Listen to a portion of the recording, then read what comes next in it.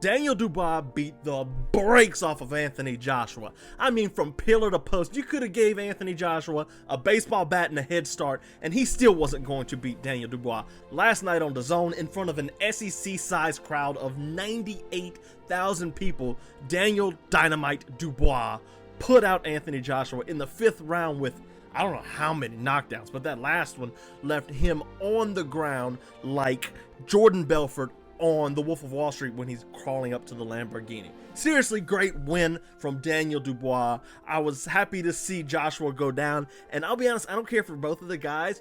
I was rooting for both of them to lose, but guess what? We had a great knockout, so that's all I can be thankful for, and I am thankful for that. How bad was Anthony Joshua, though? Oh my gosh. From the very opening bell, Anthony Joshua was just absolutely dreadful. Now, Anthony Joshua has these stinker performances. He goes out there and he lays an egg and he looks very, very bad. It's not every day we see him outclassed like he is against Alexander Usyk. There's 2 times, or 3 times, there's more than 3 times, but the 3 times I can really remember where he kind of laid eggs was obviously this one, Daniel Dubois, Andy Ruiz, and then I thought the Joseph Parker fight was kind of a stinker of a fight, and this fight just kind of was his worst showing. Now, granted, Daniel Dubois did a lot of great things to make Anthony Joshua do what Dubois wanted. You know, there was a lot of things that he did that Dubois made him basically do. For example, drawing out the lead hand, making him throw uppercuts, all this kind of stuff. Just catching him with his chin up high, because Joshua would leave with his chin high over and over again in this fight, and he paid for it. He paid the ultimate price for it, just about. I mean, he didn't die, but he did pay the price of, getting knocked out and drooling on the ring floor. I'm serious though. Anthony Joshua was absolutely dreadful in this fight. I don't think we've ever seen him worse than this. Even the Ruiz fight, he didn't look this bad. But what makes this fight so weird was just how flat-footed, that's the first thing, how flat-footed Anthony Joshua looked in this fight. Because he looked absolutely terrible. He looked flat on his feet. He didn't want to engage. He didn't want to do anything that caused him danger. He knew Daniel Dubois is a monstrous hitter, and he was terrified of that power, it felt like. He didn't move his feet. He wasn't nimble. We go back and we talk about the last 2 Joshua fights. Like, let's look at the last couple of, what was it, Helenius? Oh, get out of here with the ads. It was Helenius, the Francis Ngannou fight, and the Adewale and Francis Ngannou. Those 2 fights, he looked absolutely great. He looked aggressive, and he came in around the same weight for these 2. 252, 251. But here against Dubois, he just kind of just laid a goose egg. It was just dreadful. He's throwing punches. He's getting countered. He's got his chin up high when he throws. He's getting beat to the jab by a faster fighter. How old is Anthony Joshua? That's what I need to know, because 34. So he's a little old, but for a heavyweight, 34 is not bad. Daniel Dubois is 27 years old. He's 27 years old, and he showed Anthony Joshua, hey, I'm the real deal. Joshua was leading with uppercuts, and we're going to talk about that in a minute. If you saw it in the roll right here, it was just a horrible performance from Anthony Joshua through and through. His footwork wasn't there. Every time Daniel Dubois caught him with the jab, his head snapping back. Pop, pop. I mean, from the opening bell, you could tell that this wasn't going to be, and I tweeted it. You could see, I was like, oh, it's going to be one of these Anthony Joshua fights. The ones that we've come accustomed to where he's too passive. Because like in the past, we talked about Anthony Joshua not being aggressive enough. And in this fight, he came out and he wasn't aggressive enough until he knew his back was against the wall and he started brawling. And he did hurt Dubois there. But then we'll talk about the uppercut in a little while. I can't get into that yet. But it was just one of those performances from Anthony Joshua that just left a sour taste in my mouth. And everybody's talking about he needs to retire, this and that. Look, he's 34 years old. He has a lot of fight left in him. He can become champion again. But he's not beating an Usyk or Dubois. that Anthony Joshua, we went and we talked about that last fight with Francis Ngannou and how he won up Tyson Fury by knocking out Francis. But, like, he's supposed to do that against an MMA fighter. Joshua was just terrible. Horrible performance. And, stop leading with the uppercut. He did this all night. Anthony Joshua did this all night, and he paid the price for it at the end. You lead with the uppercut, and you leave your chin in the air, and you're going to get doinked upside the head and put on the canvas. Again, drooling on the canvas, drooling on the mat, whatever you want to call it, on the ring floor. And that's what Dubois did. There's a couple times Anthony Joshua threw a right uppercut. So this is his rear uppercut he's leading with. He's throwing it and he's pivoting out. And I'm like, man, that's a dangerous proposition there, Chief. That is a dangerous proposition because you got to go out and you got to make sure you keep yourself safe at all times. And when you're throwing the rear uppercut, your hand's not where it needs to be. And if you're leading with it and they see the uppercut coming, which is a long punch, think about the uppercut has to come all the way around from up there. And if you're not disguising it well with a 1, a 2, or something else, your Daniel Dubois can see it. And he's going to knock you down with it. That's simple. Stop leading with the uppercut. I know it's a beautiful knockout punch. I know it. But we have to stop leading with it because it ends badly almost, I won't say almost every time, obviously, but the risk factor behind the lead uppercut's not worth it. We talk about doing stupid things like Anthony Joshua, fighting Francis Ngannou, and Francis was like switching to southpaw without knowing that, hey, the right cross could kill me. I should watch out for it. Joshua's throwing this rear uppercut, and you would think he knows better than this because he's a former unified, not undisputed, but unified world heavyweight champion. You think he would know this kind of stuff, but he doesn't. And now we're stuck with Daniel Dubois as a champion, and oh my God, everybody's talking about, he beat Usyk because it was a low, but we're going to talk about Dirty Daniel Dubois. Triple D, you want to call him that? Dirty Daniel Dubois is his real name, but I digress. Joshua's mistakes, just biting on all the feints, not knowing how to deal with the forward pressure of somebody who's going to come at you. What gives? Because he did that against Otto Wallen. Now, obviously, Daniel Dubois is no Otto Wallen. Otto Wallen's a southpaw. Dubois is not. But man, the mistakes made by Anthony Joshua in this fight, just dreadful. Horrible. Pathetic. Sad. Leave him out there. If you want to take him out to the pasture, go ahead. I have no desire to see him fight Daniel Dubois again.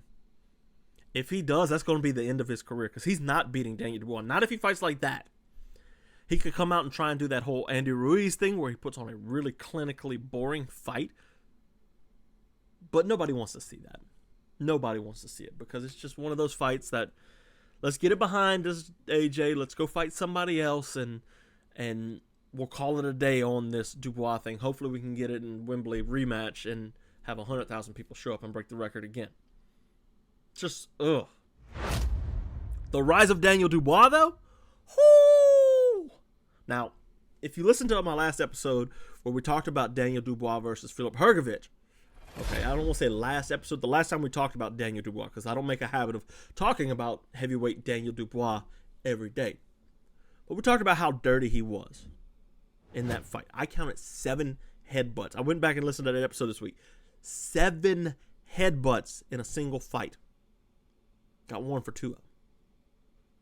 Obviously, Anthony Joshua and his team said something about this, though, because in the first round, Dubois is leading with the head. Real sneaky.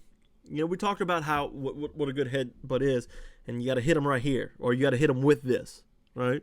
And realistically, you want to hit him under the chin, side of the jaw, the temple, right on the ear, maybe.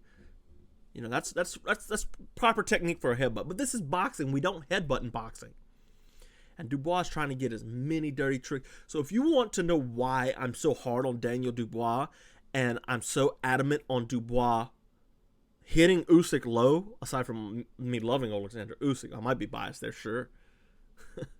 But the fact that the 7 headbutts versus Filip Hrgović and the low blows against Filip Hrgović tells me everything I need to know about him as a fighter. He's a cheater. He likes to cheat. And you know what? If you're not losing points for it, what incentive is there for you to stop? See, he was warned early on against Anthony Joshua and for the low blow. It was the first round that they warned him on. But, man, he fought great. His rise has been crazy. So, if you remember, he was undefeated. Let's go back to the web real quick. Let's get out of this Anthony Joshua stuff. Ugh. Garbage, right? 4 losses now? What? Or 3, I'm sorry. 3 losses. No, it is 4 now. I'm sorry. So, if you go back and you look, he fought Joe Joyce. And this is when Joe Joyce is supposed to be the next big thing. You have all these fake titles on the line, and the BBC, BBFC, and Commonwealth, and the EBU, and silver, and the international heavy. Like, none of these belts matter. He fights Joe Joyce, who was supposed to be the next big deal. Now, we obviously know Joe Joyce turned out to be not that great. And he was knocked out in round 10. Everybody thought he was a quitter because it was a jab that put him away. But his left eye socket was broken. Because Joe Joyce does hit hard. But then he kind of starts working his way back. He takes off 6 months, 7 months. Comes back against Danu, Cusimano, and Trevor Bryan, Lorena, and he wins. And that earns him a shot at Alexander Usyk. All right, there's 3 titles on the line there.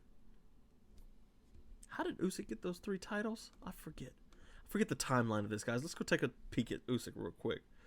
Okay, so that was right after he beat Joshua twice. So he's getting, because Tyson Fury was playing games. That's correct. That is all right. So he loses to, and Usyk gave him that really good, like, hey, you're a good boxer, man. You're a really good boxer. Don't give up on your dreams. You're still young. That was back in 2023. So we're just over a year and a month since that fight happened. Actually, just under a year and a month. He comes back and beats Jarrell Miller, the dirty fight against Filip Hrgović. And now he beats Anthony Joshua. The Hrgović fight was for the IBF interim heavyweight title. Alexander Usyk stripped of that because he's got the rematch with Tyson Fury. Why would he fight somebody else when he has the rematch clause? And he fights Joshua. Okay, so twice now, Daniel Dubois has been given, hey, you win this and you're the man. You had the Joe Joyce fight, which that was going to be for the next big name in boxing heavyweight. And it turned out not to be, because it was on the flip side. Joe Joyce sucks and Daniel Dubois is the man. Make that make sense, right? And he got knocked out by Joyce. That's why boxing math just doesn't work like that. Then he's given another opportunity. Hey, Usyk just got all 3 of the belts. This is where all the marbles are right here. You win this fight, and you can fight for undisputed. Just got to win. And he hits a low blow, and everybody thinks he knocked Usyk down. He thinks he knocks Usyk down. What do you do there? What do you do there? Dubois doesn't give up because he was knocked out in that fight against Usyk. Dubois doesn't give up. Daniel Dubois gets back to work. Then he rattles off his 3 best wins of his career in a row. After losing twice. We got to stop putting emphasis on undefeated records. It's nice to see 2 undefeated fights, sure. But this fight showed us that it's not all about being undefeated. The story of Daniel Dubois going back to the title contention for the second time, his 3rd big fight, going back to that, and then becoming champion, that's a story worth following. And as much as I don't like Daniel Dubois, because I don't like Daniel Dubois at all, I think he's a dirty fighter, he's a dirty cheat, and I hope he never fights Usyk again. I hope Usyk retires after this fight, after his rematch with Tyson Fury in December. But that's a whole different concept. But That's a story worth following, because a story with no loss is a story that's, okay, the good guy always wins. But when they're suffering, you don't see, like, in the first Rocky movie, Rocky lost. But now, Dubois lost.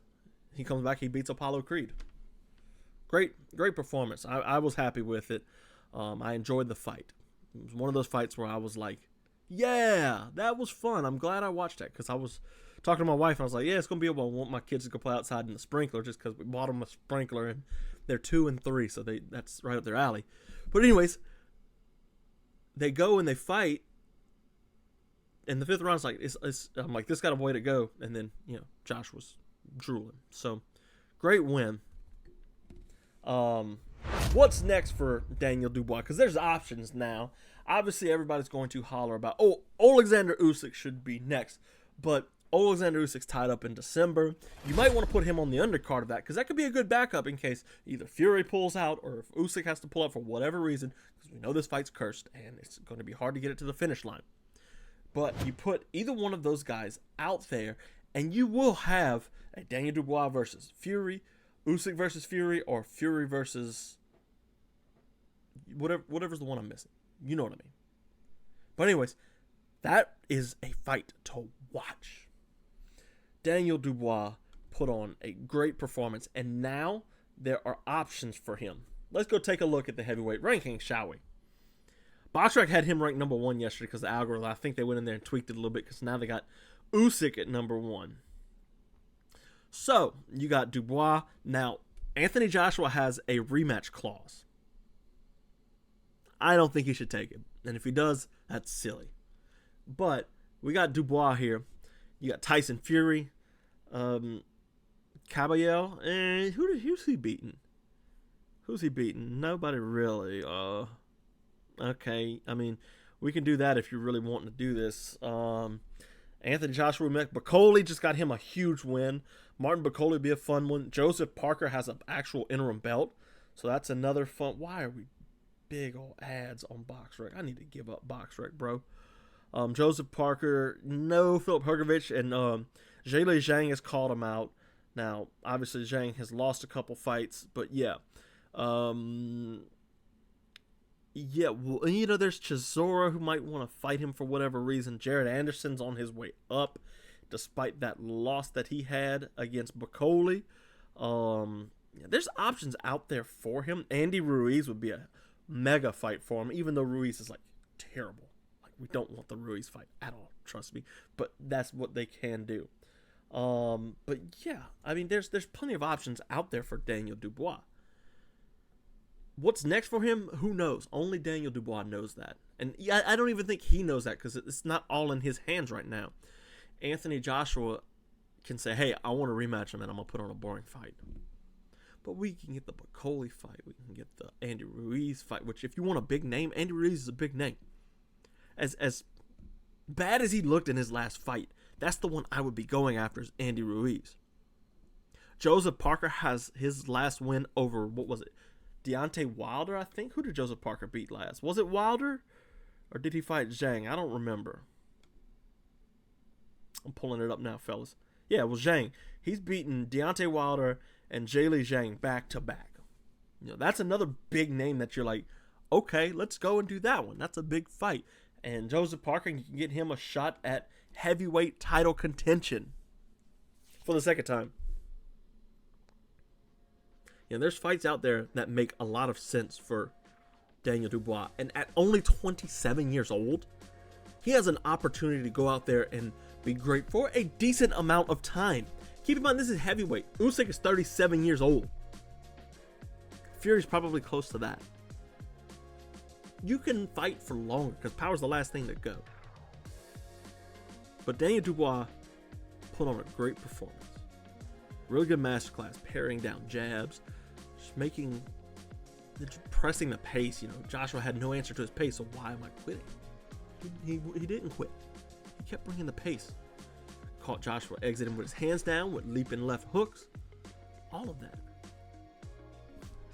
that. Great performance from him. And I thought it was one of those performances that I mean, Anthony Joshua was damaged goods, but that'll go down in the history books as, oh, this is when Daniel Dubois was shown to be the real deal. That was great.